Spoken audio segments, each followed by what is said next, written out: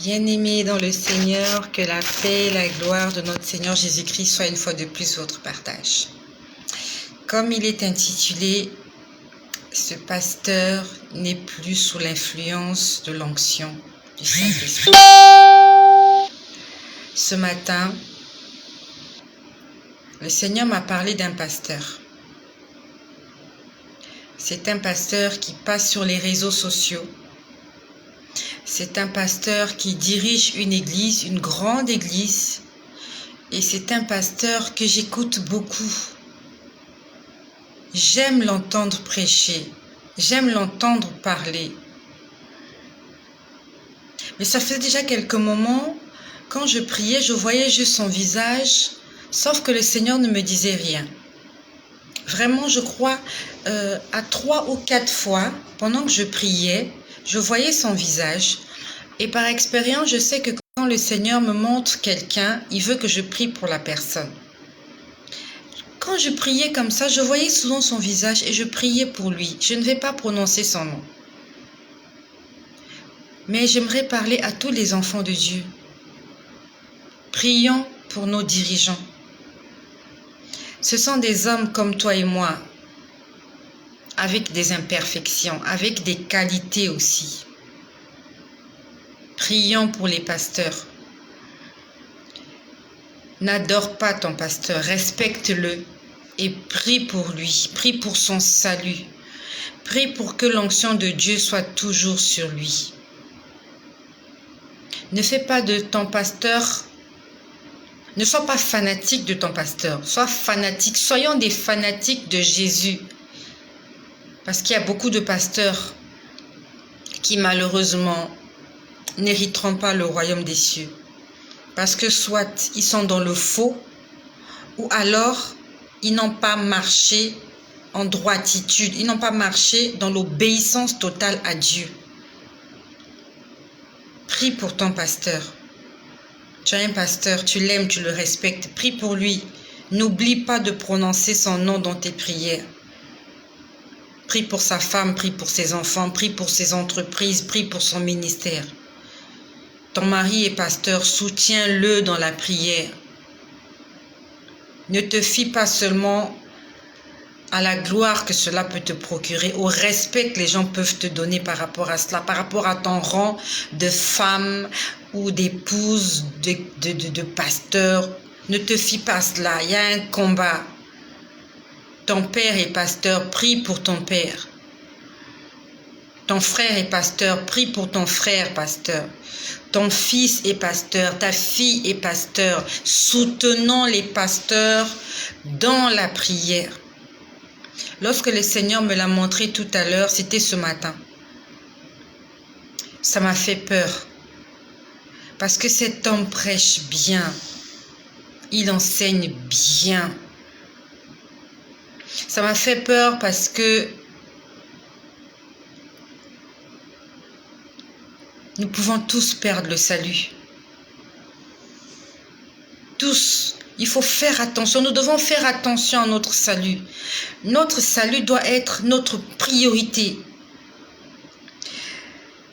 Jeûne. Commence à prendre des moments de jeûne. Pas seulement parce qu'il y a des doléances que tu dois faire à Dieu. Tu peux prendre 2 jours dans la semaine. Je sais que tu peux le faire. Parce qu'il y a des gens qui jeûnent pendant des mois, des années, juste pour avoir le mariage, pour avoir le travail, ainsi de suite. Donc, pour ton salut, tu peux jeûner. Et je nous exhorte à jeûner au moins 2 fois la semaine. Tu vas choisir 2 jours dans la semaine qui vont t'arranger où tu vas jeûner. Le premier jour, tu vas prendre un jour de jeûne afin que le Seigneur puisse sauver ton âme, puisse sauver l'âme de ta famille et que le Seigneur te révèle. Est-ce qu'il y a encore des choses que tu dois corriger dans ta vie? Il faut que tu le fasses maintenant. En enfer, on ne jeûne pas. Dans le séjour des morts, on ne jeûne pas. Au paradis, c'est la joie. C'est sur terre qu'il faut se battre. Il faut se battre pour notre salut, ça se passe sur terre. Il faut traiter durement notre corps afin que, après avoir prêché aux autres, qu'on ne soit pas nous-mêmes jugés. Un jour dans la semaine où tu vas demander au Seigneur de te révéler les péchés cachés que tu as, de te révéler ton état d'âme, qu'il te dise est-ce que ta relation avec lui est parfaite. Et tu prendras un autre jour pour tous tes autres besoins. Mariage, études, voyage, ce que tu veux. Mais le plus important, c'est d'abord le salut. Prends un jour de jeûne et de prière, que Dieu te parle, qu'il te révèle. Est-ce que ton intimité avec lui est parfaite?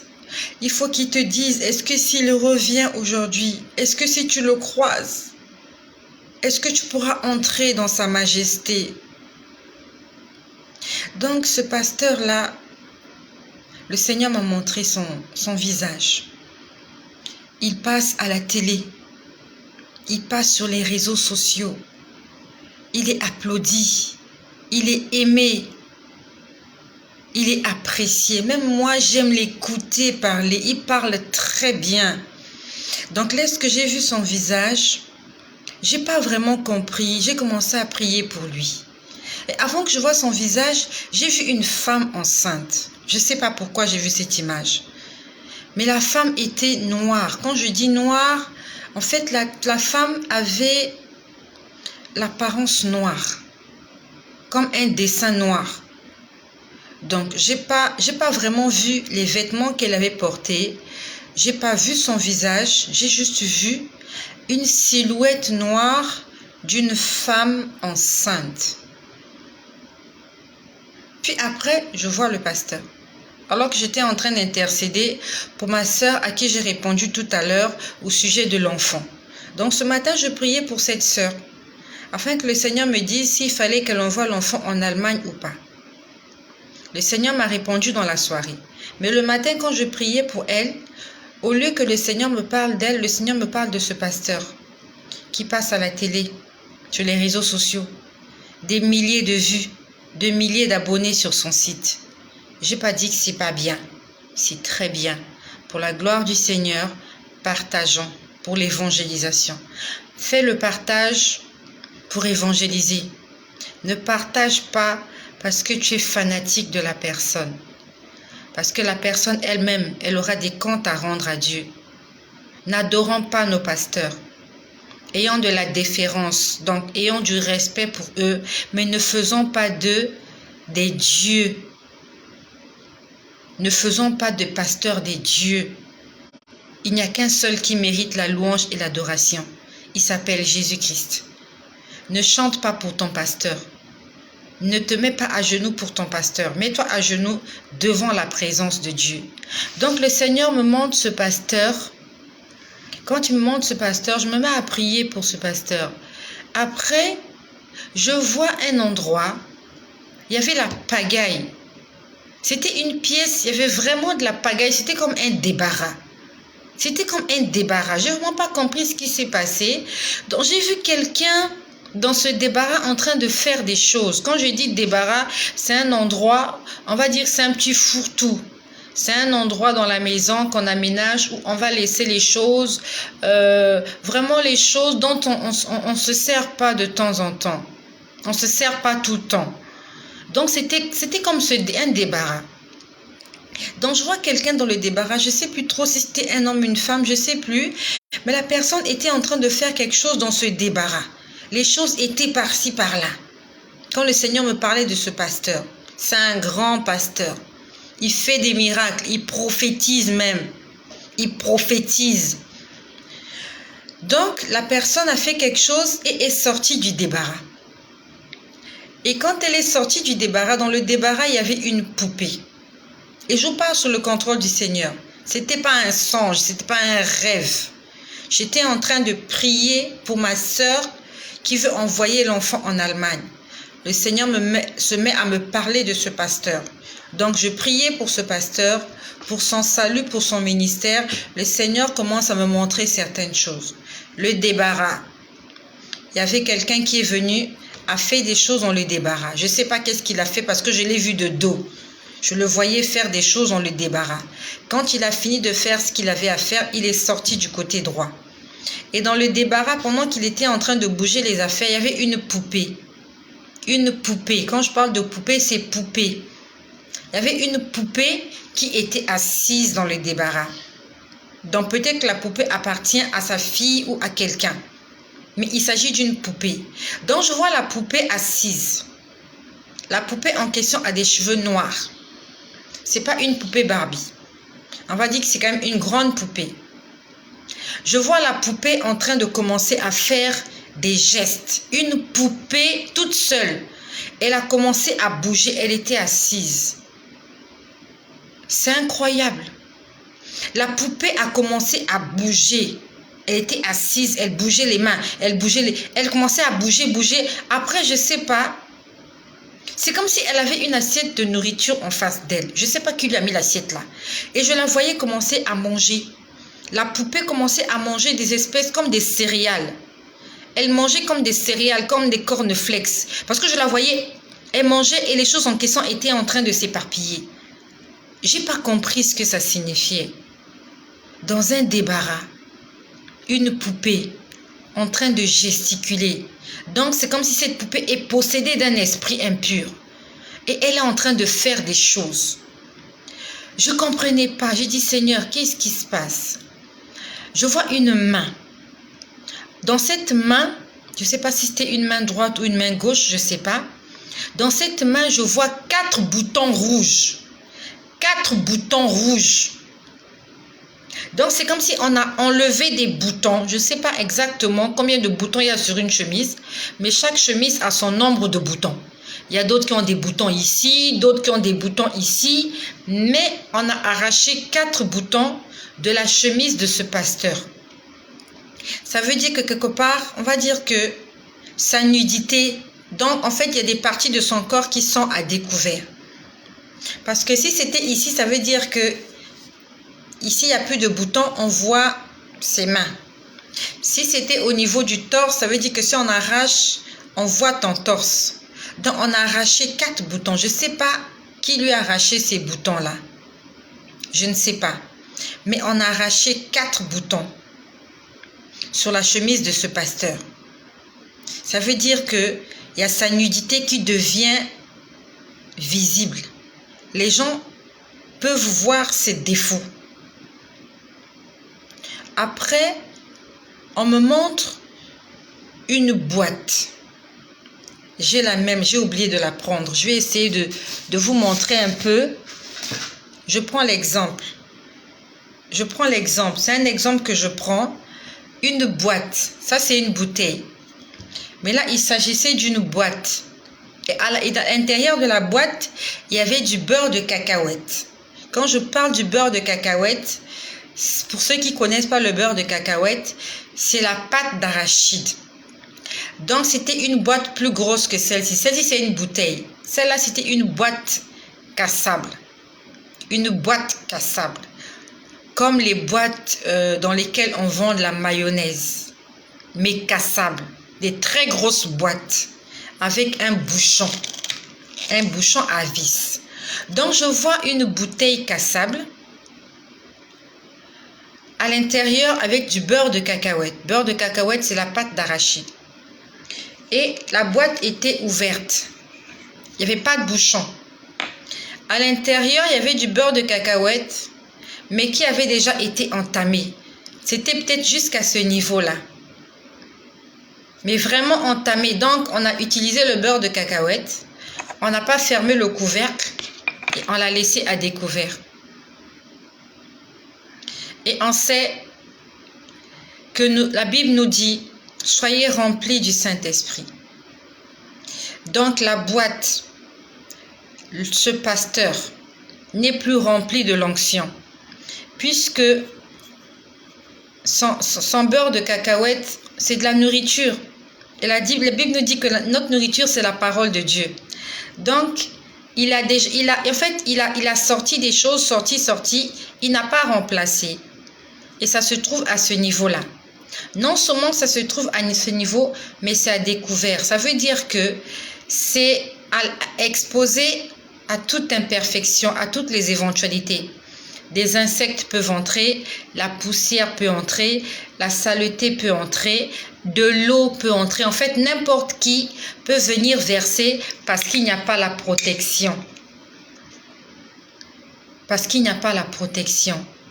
Et le Seigneur m'a demandé de prier pour ce pasteur.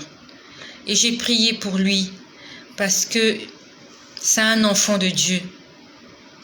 La Bible nous dit, soutenons-nous les uns les autres par des prières, des exhortations, par des psaumes. Prions pour les pasteurs. Je ne sais pas si ce pasteur en est conscient, mais il a perdu beaucoup de choses. Et si le Seigneur me demande de prier pour lui, ça veut dire que son salut est menacé. Ne croyons pas que les pasteurs sont des personnes parfaites. Elles ont besoin d'être soutenues dans la prière, moralement, physiquement, financièrement. Et si tu aimes ton pasteur, assiste-le moralement, physiquement, financièrement et spirituellement. Peut-être que ton pasteur est vide. S'il est vide, alors il peut recevoir une mauvaise onction. Parce que sa bouteille est ouverte. Il va vous transmettre des choses qui ne viennent pas du Saint-Esprit. Parce que le Saint-Esprit n'a pas rempli sa personne. Et si le Saint-Esprit n'a pas rempli, ça veut dire qu'il y a de la place pour autre chose. Le malin peut venir déverser sa sémence négative. Et quand il va prier pour toi, quand il va t'imposer les mains, ça ne sera pas l'onction de Dieu qui va te transmettre. Ça sera des entités négatives. Parce que lui-même, il n'est pas rempli du Saint-Esprit. Ne passons pas sur les réseaux sociaux pour insulter les pasteurs. Ne participons pas à ce jeu-là. Un pasteur vient, il critique un autre, il parle. C'est pas ce que la Bible nous dit. La Bible nous demande de nous soutenir, de nous aimer. Si tu aimes ton prochain, tu ne parleras pas du mal de ton prochain. Et toi qui m'écoutes, si tu as souvent l'habitude d'aimer, de suivre les pasteurs qui s'insultent les uns les autres, tu es en train de participer à leur péché. N'entrez pas dans ce jeu. Vous savez, un train ne peut rouler que sur des rails. Et notre rail, c'est Jésus. Notre chemin de fer, c'est Jésus. C'est lui le chemin. Et quand le train a déraillé, il va amener les gens à la mort. Quand tu es dans un train, quand le train a déraillé, il y aura des morts, il y aura des blessés. C'est l'accident. Et quand quelqu'un n'est plus sur le chemin de la vérité, ne le suis pas. Un pasteur vient, il insulte l'autre, il critique l'autre. L'autre vient, il insulte, il critique. Et nous les chrétiens, on aime, on like et on partage. Nous sommes en train de participer. La Bible nous dit, ne participez pas aux œuvres infructueuses du malin, mais condamnez-les, c'est de la distraction. Si tu aimes ton frère s'est mal comporté, tu vas le voir. Tu lui parles en tant que frère. Tu ne vas pas sur les réseaux sociaux pour le dénigrer. Un pasteur a commis l'impudicité, l'adultère, ça passe sur les réseaux sociaux. Toi qui publies ça, tu n'as jamais commis l'adultère. Tu n'as jamais trompé personne, tu n'as jamais fait de péché. C'est pour ça que tu jettes la première pierre sur ces gens-là. Ce sont des hommes. Et si on ne les soutient pas dans la prière, voilà ce qui se passe. Soit ils ne sont pas soutenus, soit ils ne sont pas des véritables enfants de Dieu. On ne va pas en faire un buzz. C'est Jésus qui doit être le buzz sur les réseaux sociaux. C'est l'évangile de vérité, l'évangile de la repentance, l'évangile de l'obéissance, l'évangile de la sanctification qui doit faire le buzz sur les réseaux sociaux. Et non la vie des gens. On a vu un pasteur en train de faire ceci. Tout le monde en parle. Toi, tu n'es jamais entré en boîte de nuit. Tu n'es jamais allé dans un hôtel. Tu n'as jamais trompé ta femme. Tu n'as jamais trompé ton mari. Et même si tu n'es pas marié, tu es chaste. Et même si tu es fiancé, est-ce que tu es resté fidèle à ce monsieur-là? Tous vos fiançailles. Toi, tu es parfait. Tu es saint. Si Jésus revient, tu seras le premier à monter. C'est pour ça que tu publies la vie des autres comme ça. Tu dénigres les autres. Au lieu que nous en fassions un sujet de prière. Si on attrapait un pasteur en flagrant délit, que les chrétiens se réveillent, commencent à prier et jeûner pour les pasteurs. Parce que c'est l'église du Seigneur qui est insultée. C'est Jésus-Christ qui est blasphémé. C'est pas le pasteur qui sera blasphémé, c'est son ministère, c'est Jésus. Et même s'il est dans le faux, la Bible dit, allez faire de toutes les nations des disciples. Même s'il est dans le faux. Prions pour lui, afin qu'il puisse retrouver la vérité. Mais n'allons pas le dénigrer. Ne participons pas à ce genre d'action. Quand on a porté la femme adultère à Jésus, Jésus a dit que celui qui n'a jamais péché lui jette la première pierre. Toi, tu es parfait, tu es chaste. Tu n'as jamais connu d'homme dans ta vie. Tu n'as jamais connu de femme, tu es vierge. Tu es tellement vierge, plus que la Sainte Vierge Marie. Ne faisons pas comme ça. Soyons des aides les uns pour les autres. Aidons-nous. C'est une chaîne. Et chacun de nous est un maillon de la chaîne. Si un maillon se casse, la chaîne va ralentir, va prendre un coup. Prions pour le salut des âmes. Ne participons pas à ce genre d'activité. Celui-là est venu, il a insulté. L'autre est venu, a insulté. L'autre a filmé. L'autre a photographié. L'autre a fait ceci. Nous allons rendre compte à Dieu pour toutes ces choses. Dieu agit, ne jugez pas. Ne juge pas afin que tu ne sois pas jugé toi non plus. Le Seigneur m'a parlé de ce pasteur. Je connais son nom. Je connais son identité. Il ne me connaît pas peut-être. Mais je ne vais pas venir sur les réseaux sociaux pour le dénigrer. Parce qu'il y a des gens qui croient en son ministère. Ce que le Seigneur m'a demandé de faire, c'est de prier pour lui. De prier pour son salut. Et de prier pour son ministère. Afin que le diable ne puisse pas l'utiliser à dessein. Et c'est la mission que Dieu donne à chaque enfant de Dieu. Que nous soyons des intercesseurs. Il a fait de nous un royaume des sacrificateurs. Un sacrificateur, c'est d'abord quelqu'un qui se sacrifie pour les autres. Un sacrificateur, c'est quelqu'un qui a toujours quelque chose à présenter au Seigneur. Des doléances, des requêtes. L'autre a péché, tu prends son péché, tu demandes au Seigneur de lui pardonner. L'autre a besoin de quelque chose, tu prends son sujet de prière, tu demandes au Seigneur de le bénir, tu demandes au Seigneur de lui faire du bien. C'est ça la mission que Dieu nous a donnée. Nous sommes un royaume des sacrificateurs. Nous ne sommes pas un royaume des destructeurs. Nous ne sommes pas là pour détruire. Nous sommes là pour construire. Dans la vérité, dans l'amour, dans l'entente, dans la compassion, dans le pardon. C'est ça notre mission, celle de la terre. Est-ce que nous donnons du goût? Est-ce que les enfants de Dieu donnent du goût? Est-ce que vous voyez les autres parler mal de leurs dirigeants spirituels? Ils cachent les erreurs. Pourquoi nous, les enfants de Dieu, nous sommes devenus plus pervers que les gens qui devaient même être pervers? Là où on doit trouver la vérité, on vient la chercher, on ne trouve plus la vérité. Repentons-nous et revenons à la raison. Toi qui jettes la pierre sur les autres. Toi qui veux enlever la poutre qui est dans l'œil de l'autre. Est-ce que tu vois la paille qui est dans ton œil? Est-ce que tu vois tes péchés? Est-ce que tu vois ton état d'âme? Commençons à prier pour notre salut. Pour le salut de notre environnement, de notre entourage. Et soutenons les prix. Et soutenons tous les pasteurs dans la prière. Ne participons pas au commérage. Ne participons pas au buzz sur la presse à scandale des enfants de Dieu. Mais faisons de ça des sujets de prière. Afin que le nom de Jésus-Christ soit glorifié et que les âmes soient sauvées. Matthieu 28, verset 19. Allez, faites de toutes les nations des disciples. Enseignez-leur à observer tout ce que je vous ai prescrit. C'est ta mission, c'est ma mission.